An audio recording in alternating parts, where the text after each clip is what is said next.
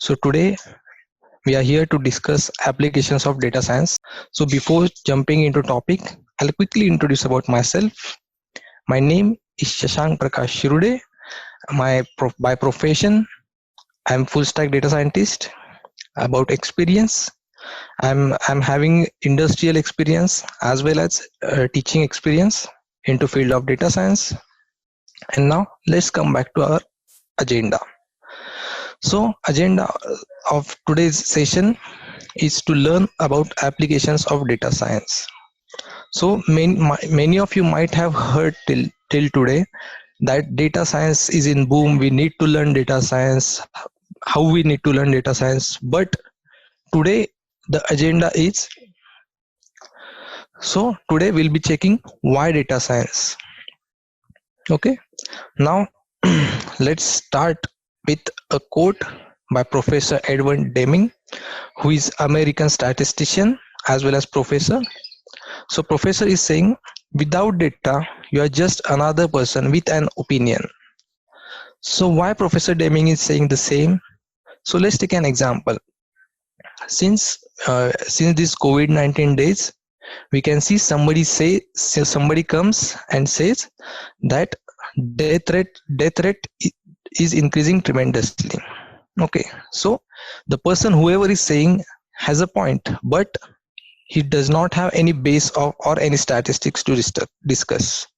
So if we ask him how, so he'll say, we can see this COVID-19 thing, there are around, let's say, 2% or 3% out of total positive cases are deceased. So that's why the person has concluded that death rate is increased. So what if we tell the person that the death rate as compared to 2019 in second quarter? So let's take example of Delhi. In Delhi, in second quarter of 2019 as compared to 2020, the death rate has been decreased by 35% in 2020. Strange, right? But that has to be strong base or strong study or strong survey to be executed. So there might be various reasons for that. Since due to lockdown conditions, most of the people are not getting out of house, so many of the accidents are avoided, no planes are getting landed, nothing. So that's why we can come across observation that death rate has decreased. But that could be one of the reasons, but we have strong conclusion that death rate has decreased. Okay, let's come back to our agenda.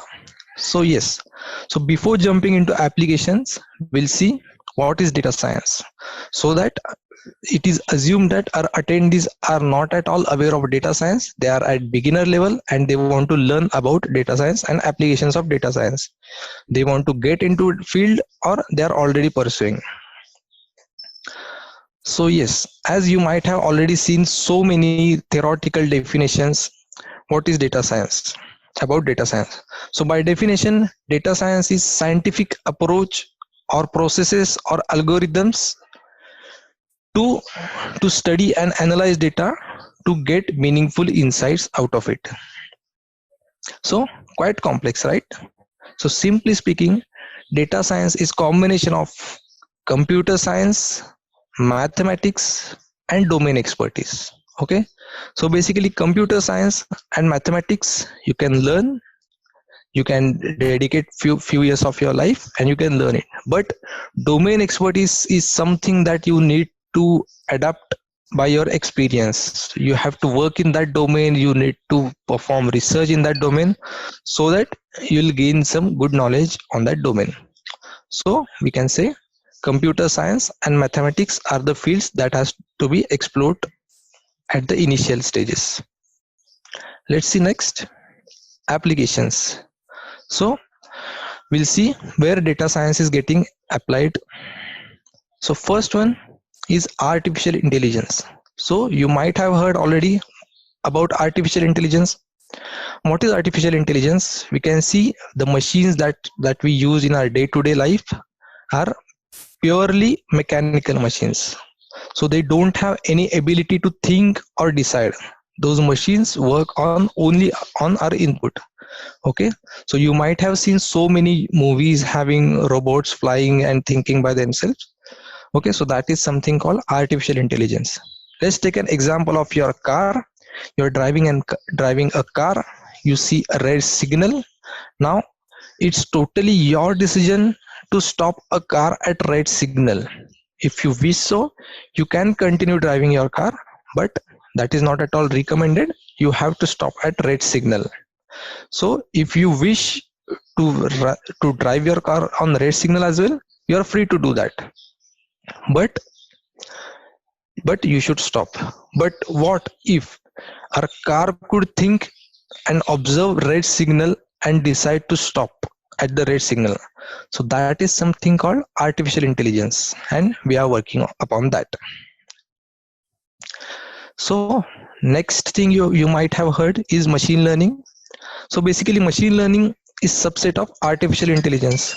So what we say machine learning is, so in machine learning basically we train our data on number of observation, let's say 1000 data points or more than that, and we also provide output for the same, and then out of which we gain some rules based upon that. Okay, I'll explain you with an example. So in traditional web development, what used to happen is we used to provide inputs and rules to get output from the machine. So we were leaving processing part up to our machine. But in machine learning, what happens is we provide input as well as output. So let's say we have given input of, let's say, 2 and 4 number, and we are also providing output as 8. So based upon the observation, we can see the machine will learn it, and machine will provide us the rule that the output is, or the rule is multiplication. So similarly, we'll input thousands of input and output to our machine, and then as output we'll have a rule defined by our machine. So that is what machine learning is. So that we'll be discussing in detail in upcoming slides. Next point is deep learning. So what if we can mimic behavior of human brain? So basically deep learning is advancement in machine learning. So that we'll be discussing in coming slides. So right now just keep it that much. And where data science comes into role, data science comes everywhere. Data science is basically procedure or approach to study historical data and get meaningful knowledge or meaningful insights out of it. All the businesses use the data that is hidden in their database to extract some insights or gain some good knowledge out of it. Let's see next. To be a data scientist, what are the must skills that we have? So coming back to must have skills. So first one, very basic thing is about statistical knowledge. A person who is aspiring to be data scientist must be aware of statistics. So he must be able to identify trends hidden in the data to have a good go. Next is algorithms. Somebody who is aspiring to be data scientist must be aware of all the algorithms that are already available, that are under development, and he or she should be able to improve those algorithms. So that is something advanced level, but on the basic, at least one should know what are the available algorithms. Next is data structures and database knowledge. So one must be aware of data structures and database knowledge so as to extract data from huge data warehouse or huge data servers that are available.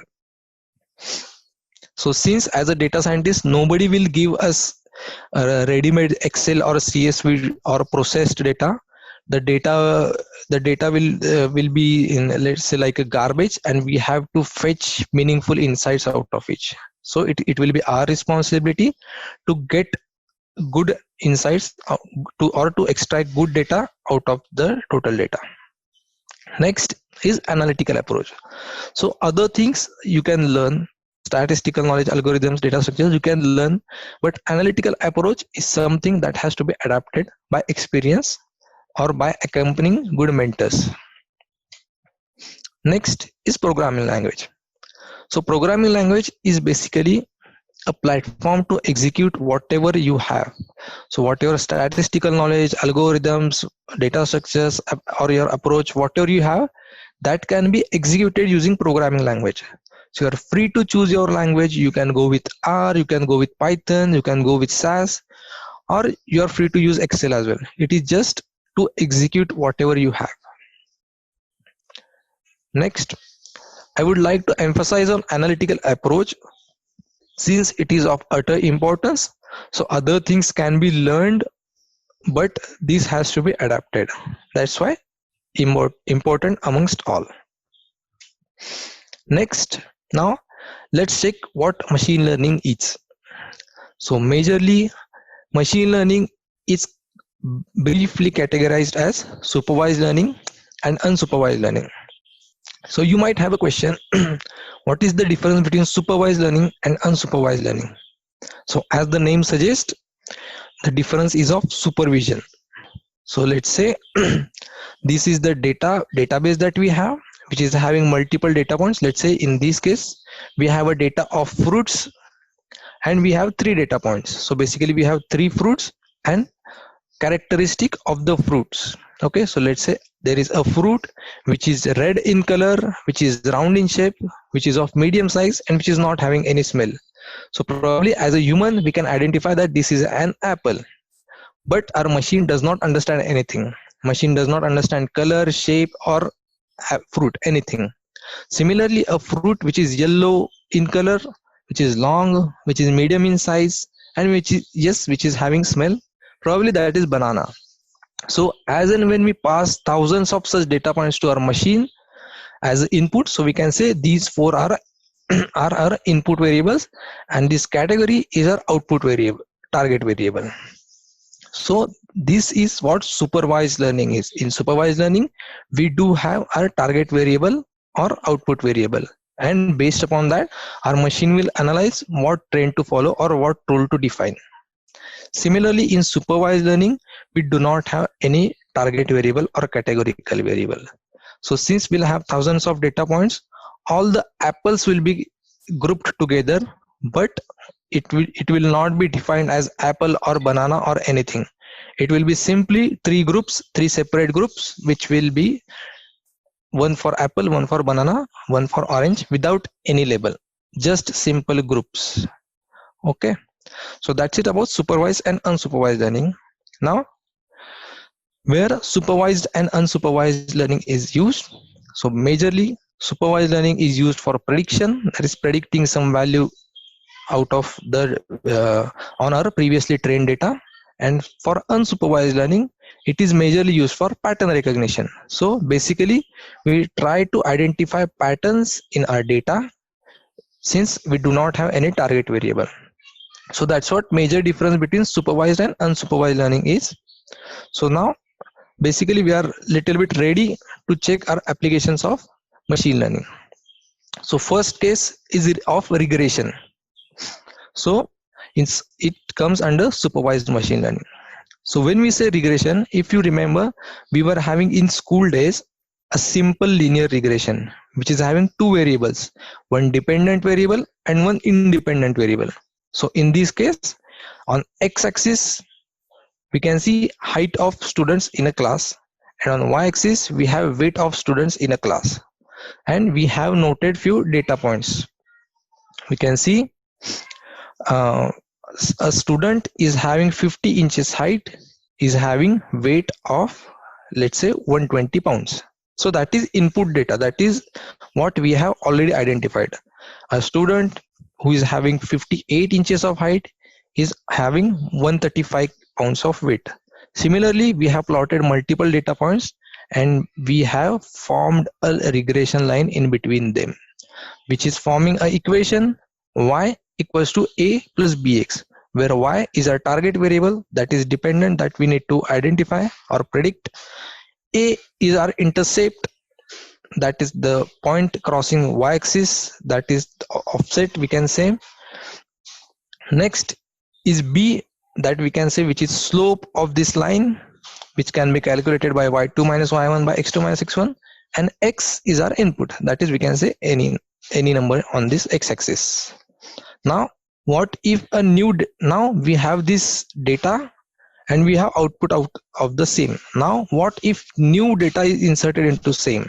Now let's say a new data point comes, a student having 60 inches of height, so we can say that there is high probability that the student will have 148 pounds of weight.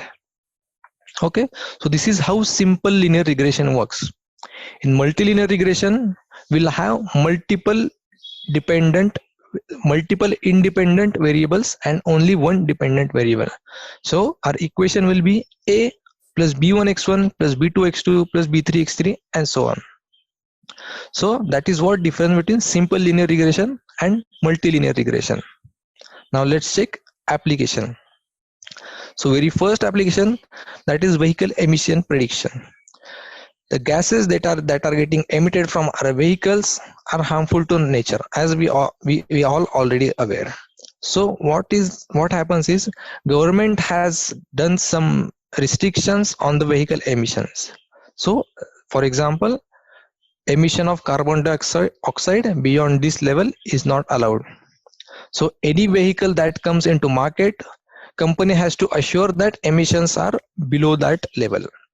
So what happens is, first they have to manufacture that vehicle, they have to create a prototype, and then they have to test the emission. So what if there is an algorithm or technique which can identify emission of harmful gases just before creating any prototype or any design? So in this case, vehicle emission prediction plays role. So another point I missed is, regression is used for continuous variables only. And when we say continuous variable, those are the variables which longs on a scale of minus infinite to positive infinite. So we can say height, it can be anything, 50, 60, 55.5, 68.235, anything. Body weight can be anything, 120 pounds, 140 pounds, 135.2 pounds, and so on. So this is what continuous variables is, and regression can be implemented on continuous variables only. Linear regression. Now next is stock prices prediction. Very difficult task, but yes, in few cases it has shown some results. So based upon various parameters or various features, we are able to predict prices of stock in coming time, let's say in coming 1 month, or let's say coming week, or on next day. But that is very rare case where it is showing good results, but yes, it's possible. Next is housing price prediction. So yes, quite challenging scenario. So in housing price prediction, what happens is, so which is very useful for real estate industry. So what happens is, whenever a developer, a builder, let's say apartment developer has developed an apartment, and after that he decides rate upon his own gut feeling, then what happens is, sometimes apartment gets sold very quickly and sometimes it remains unsold. So what happens is, when it gets sold very quickly, the developer thinks that I could have charged more, and if it remains unsold, the developer thinks that I could have charged less, and then which results into reduction into cost, and then loss of procurement cost. So that's why, what if we can have an algorithm which can predict price of the house. So what could be the parameters for that, or what could be features for that? It can have rooms that house is having, the locality where it is situated, carpet area, or how long it is from airport, how long it is from railway station, how long it is from shopping mall. That could be anything, any parameters we can consider. We are free to extract any feature out of open database, so just to identify consumer behavior. Our target is to extract consumer behavior to decide housing prices. Okay, I hope it's good for you. Next in supervised machine learning is classification. Similarly, as we have linear regression, uh, we have classification for categorical variables. So as continuous variables are on scale of minus infinite to plus infinite, categorical variables are not the same. Categorical variables are in categories. So let's say it can be positive, negative, yes, no, or apple, banana, or red, blue, or anything. That is defined as categories. So basically those are categories. So what happens is we have to study, we classify our target variables into 2 or 3 or n number of categories, so that whenever new data point comes, that is classified based upon previous trained data to predict whether it will be in, let's say, category A or category B. So which performs, let's say there are 80% chances that these data point will be of A category.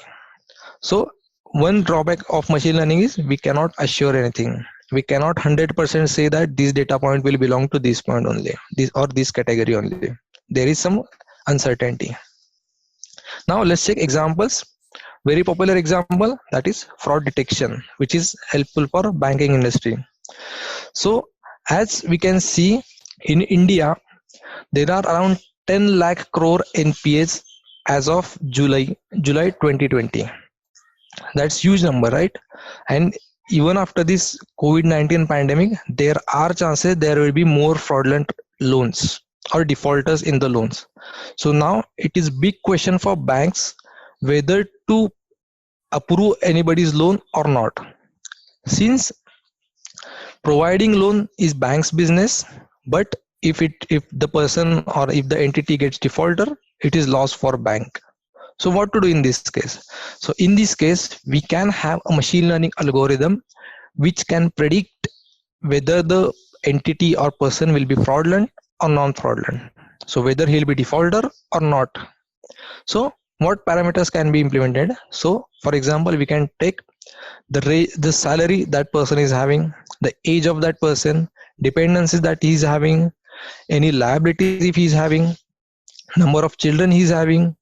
So even we can consider whether the person or the person, if it is individual, we can even consider that whether the person is smoker or non-smoker, whether he is drinker or non-drinker, or even if the person is having any disease or not, so as to predict the future. So that is one another scenario. Next is disease prediction, so which is very popular in healthcare and which is booming in healthcare domain. So based upon historical data, we are able to identify whether the person will have any disease in future or not. For example, for pneumonia, we have studied x-rays of chest for the patients, those who have detected pneumonia, and also for those who don't have pneumonia. So when a new candidate comes or new patient comes, at early stage we can identify whether the person is having pneumonia or not. Similar is the case for cancer. So that as per study, there are 70% patients that can be recovered if the disease was identified at early stage. So if we are able to identify the disease at early stage, it will be very useful for healthcare domain. Next is employee status prediction, which is very helpful for HR domain. So we can identify whether, or we can predict whether the employee has resigned or whether the employee will resign or not resign in coming 1 year. So parameters could be whether the resource was promoted in last year, what band he belongs to, what salary band he belongs to, and how long he is in company, and so on. So we can have any number of features to study. So based upon that, we can predict status of any resource, which will be direct value to any organization. Let's see next. Next is unsupervised learning. So we all are already using unsupervised machine learning in our day-to-day life, which is first example is recommendation system, which is very common. So if you guys are using YouTube, Netflix, Amazon, Flipkart, you are already into it.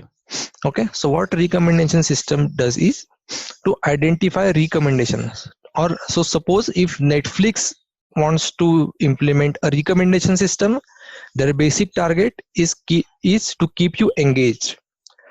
So more and more videos you will watch, you will be utilizing more and more Netflix, and you will be more engaged with Netflix. Let's take case of Amazon. If you purchase one item, and they will try to recommend you similar products that you might purchase, so that you will end up purchasing two products rather than one. So that is basic business strategy of recommendation system. Let's take a look at what are the types of recommendation system. So first one is popularity based. As the name suggests, more the products are popular, recommended to everyone. So you can see on YouTube, you can see a trending tab there. So in trending, those are the videos which are trending worldwide. So those are getting most hits or most likes. That is simple popularity based recommendation engine. So if world is watching the same video, probably you will end up watching it. That is the main agenda behind it. Next is content based filter, so which is very interesting. So suppose you have seen a movie called Avengers Endgame on Netflix.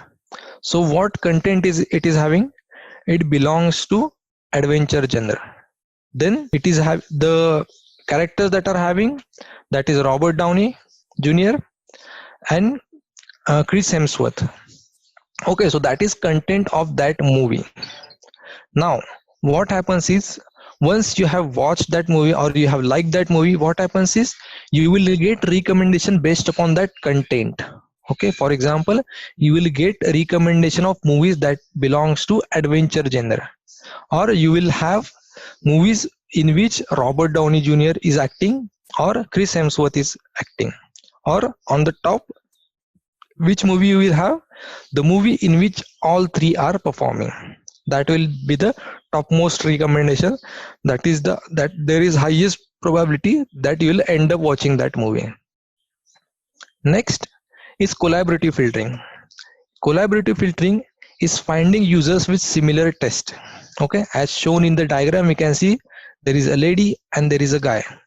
So let's say lady A has purchased product A and product B on Amazon, and this guy has purchased product A, product B and product C on Amazon. So since A and B are common amongst these two, so there are high chances that this lady might like this product C as well. So finding similar users and recommending products to each other, that is one strategy. Okay, so let's say if we had another product called D that this lady has purchased, the Amazon will end up recommending that product to user, this guy. Okay, this is what collaborative filtering is. And application of recommendation system is, as we are already aware, Netflix, YouTube, Amazon, Flipkart, everywhere. Recommendation system is everywhere. Everyone is using your data to recommend you similar products. So even for example, if you have Googled, let's say Nike shoes on, and if you switch to Facebook, you will get recommendation of Nike shoes. So that much they have progressed. Next, unsupervised learning technique is known as association. So what is association? So in association, it is also known as market basket analysis. So if you visit any Big Bazaar, D-Mart or Walmart or anything, so the products are arranged or placed in such a manner that the user will end up buying two or three more products than the one which he was intended to. For example, if a user is going to purchase let's say bread, butter, milk and eggs will be placed close to that, so that user might think, okay, so I'm purchasing bread, so I might use eggs and milk and butter for breakfast. Okay, so that is direct marketing strategy applied by most of the retail stores. So this is how it works. So we can see customers who bought this item also bought this. So that is direct marketing strategy applied by those. Now there was a famous case study in USA, that was not in Walmart but some retail store.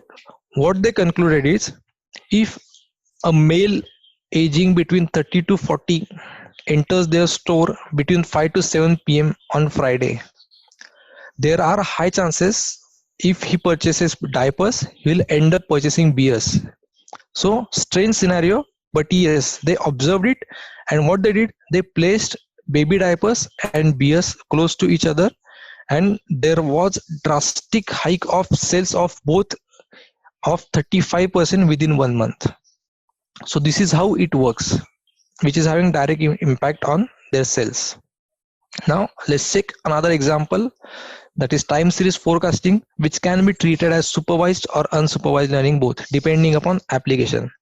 So what happens in time series forecasting is, all the data that we have is time based or time bound activities. Let's say if somebody is selling umbrellas, so he can note down sale of each day. So let's say it's summer and he is noting down his sale of each day for last 10 years. So after that, what will happen is, we'll have a curve that will indicate what pattern umbrella buyers are following.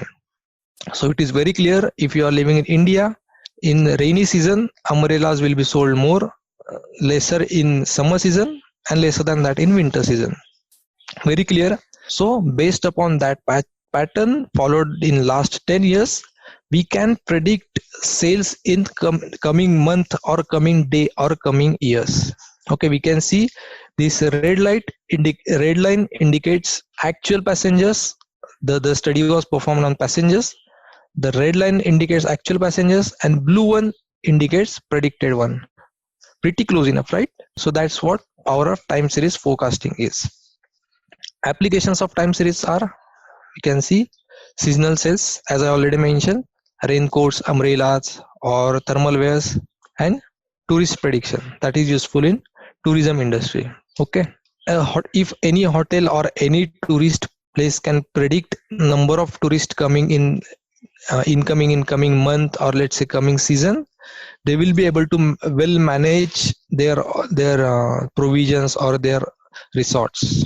Now next is deep learning. So basically, what is deep learning? Deep learning is mimicking behavior of human brain. So in human brain we have thousands of neurons that are interconnected with each other, that helps us in thinking and deciding. Similarly, we have created artificial neurons that will be interconnected with each other, which will make decisions, which will think and which will make decision. We can see this is one simple neural network and this is another deep neural network.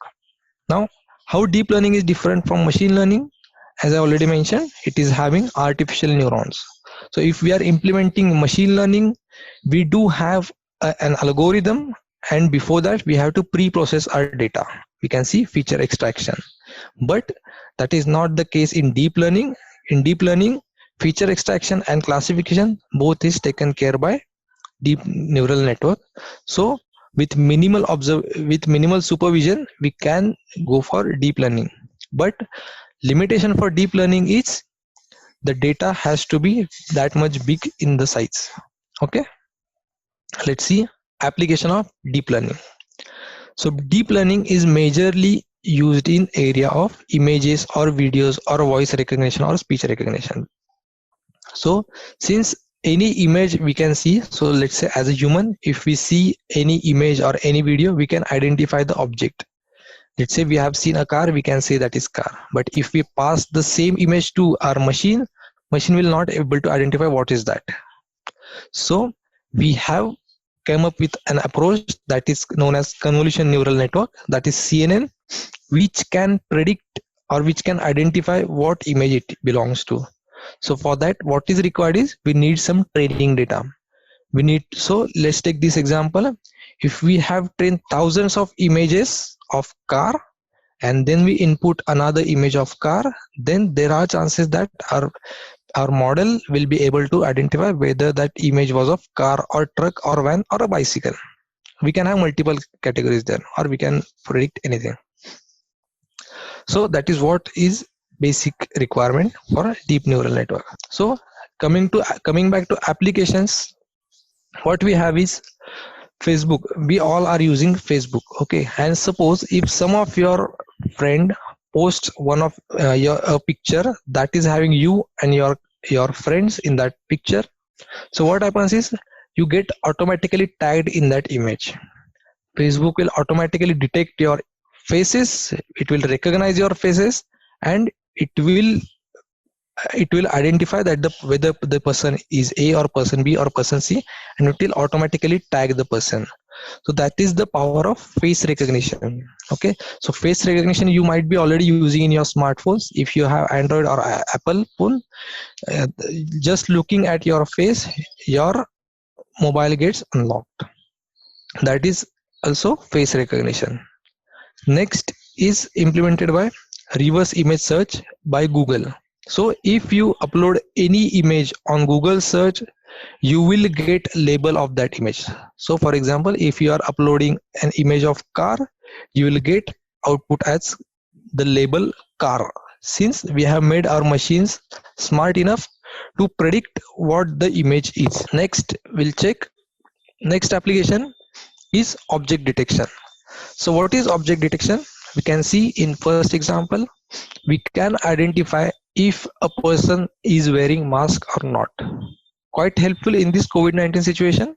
So if suppose you're working in IT and you don't want to spread the virus, what you can do, you can simply implement this at the entry point of your company, and those who are unprotected, that is they are not wearing mask, they should not be allowed in the company. Simple, right? And quite difficult for human beings to identify. Even that can be implemented on the railway stations or airports where crowd is huge and it is difficult for a person to manage everything. Okay, mask detection. Next is fire detection.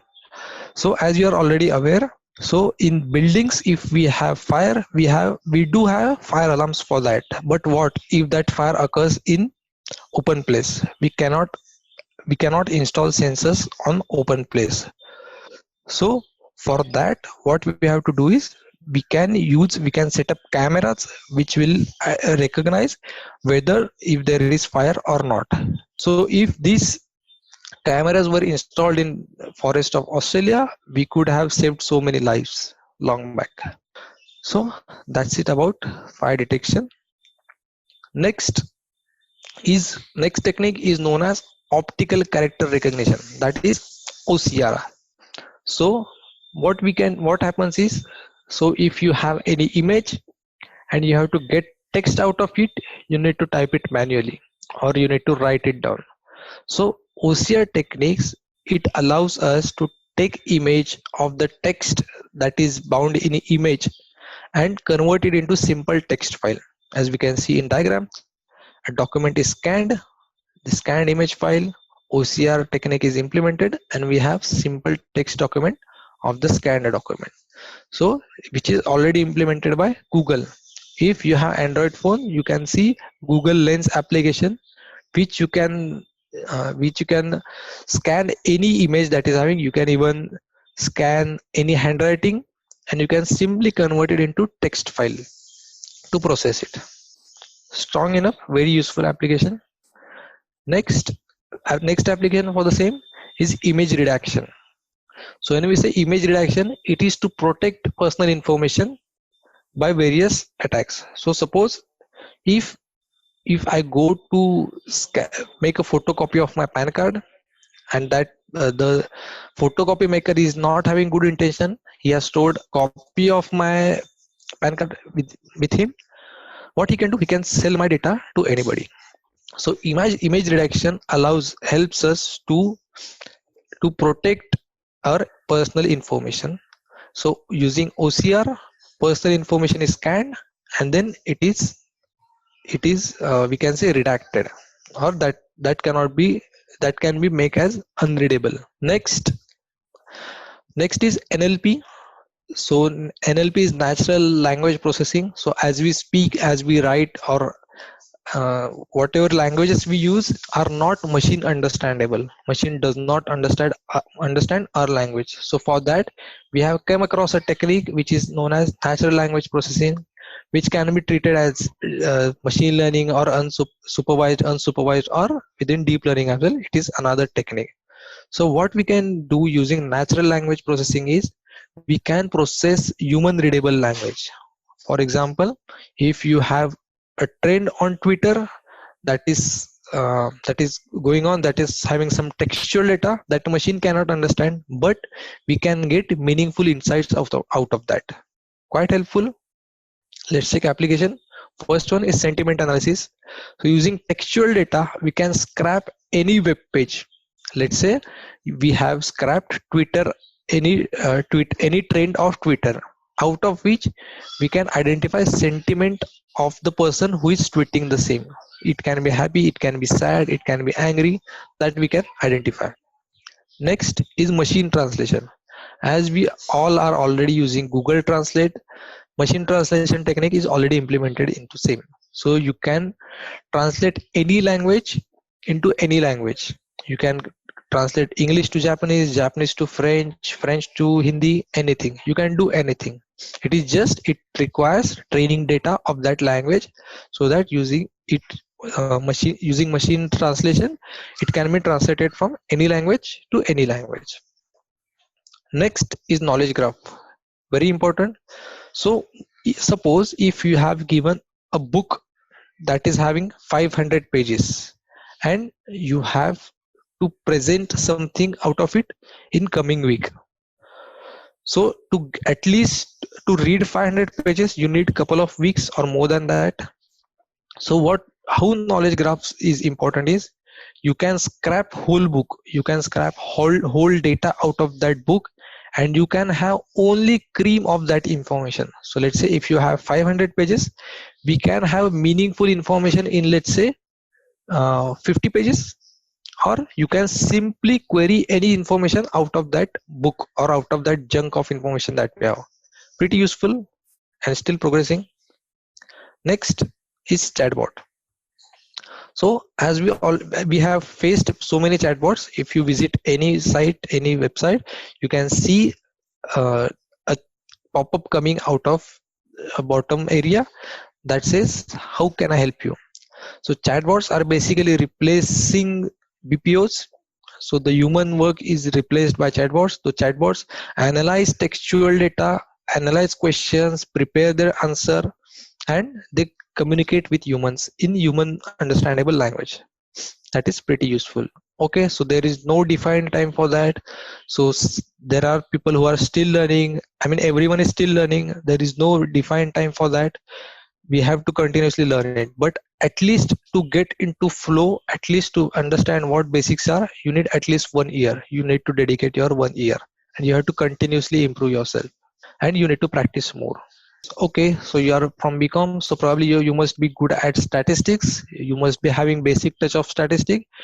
It will be advantage for you to get into it. It is just you might not be having any hold on programming languages, but as I already mentioned, programming language is just a platform. Data science is combination of computer science, mathematics, and domain expertise, out of which mathematics you are already having. Now you need to learn computer science, and domain expertise you will get down the line. You need not worry about it at the moment. So yes, you can start going through open source communities. You can read books, you can read statistics, or you can join any course. There are a lot many options available. So suppose if you have trained any model and you want to save that model for future use, right? That's what I understand. So you can pickle that file. So there is package in Python called pickle. So you can save your trained model in that, so that whenever whatever progress you have done, that will be stored in that particular file that you can use for your future reference. Okay, so as I already mentioned, so there is R and Python. Those are trending languages, but you can also use Java, you can also use Scala, you can use SAS, so many languages. Okay, and if you don't want to use any language, you can use pen paper, you can use Excel, you can use any platform you want to. It is just you must be aware of statistics and algorithms and maths behind it. That's it. So Hitul, as I already mentioned, the third important criteria for to be data scientist is domain expertise.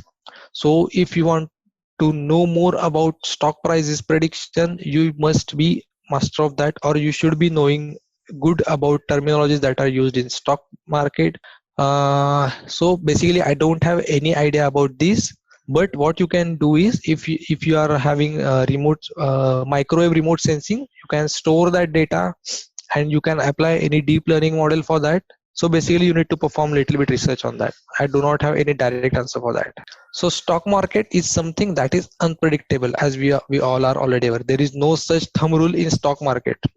Whatever ups and downs happens in stock markets are based upon the decisions made by companies or organization or trend in public or international activities. So directly we cannot implement any time series on stock market, but yes, for that domain expertise is required. I'm not right person to answer any stock market related question. So as a student, so it would be great if I can know your background, what your qualification background is, but still I'll assume I'll answer generalize. So you must be having basic idea of your statistics and algorithm, that is maths behind algorithms. So if you are a student, you can have any book that is related to statistics that covers linear algebra, derivatives, and integration. Okay, so you can start with statistic. Once you are okay with that, you can start learning algorithms, and once you are fairly enough with both of them, you can jump into machine learning and you can start going through one of the algorithms one by one, or you can join any institute to learn it, so that you will have a good platform, you can have good colleagues to discuss with, and you'll have good mentors to discuss with. And after that you can go with actual use case scenarios that are open source available. There is no language that is most required. You can go with any language, but as per trend, Python is trending these days, so probably you can go with Python. But there is no any such language that is most required. There are a few data scientists who worked on Excel as well, but they are very strong in statistics, in maths, in linear algebra, and algorithms. I hope you all enjoyed the session.